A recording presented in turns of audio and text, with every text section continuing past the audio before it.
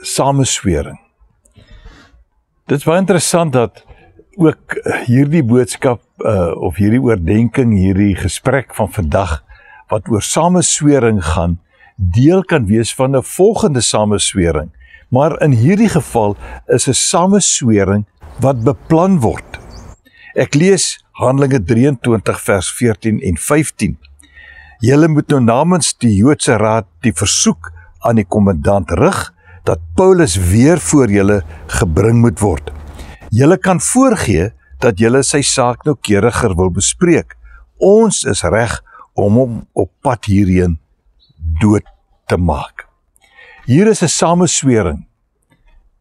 Mense wat aangemoedig word om onder 'n dekmantel vir Paulus te kry op pad na sy dood.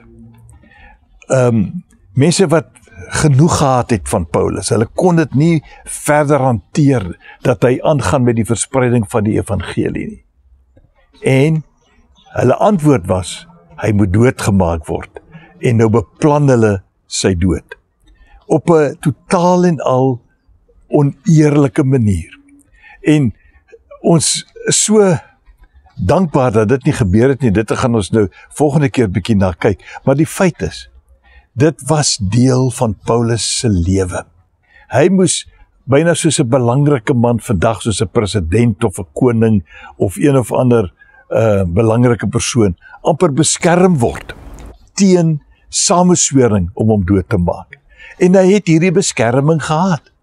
Die Here het homself beskerm.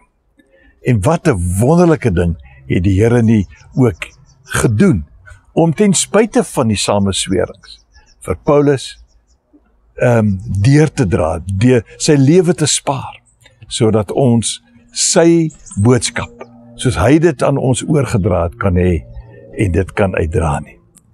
Wat 'n groot voorreg. Ek glo jy is saam met my dankbaar dat Paulus 'n pad geloop het wat deur die Here self vir hom gemaak is.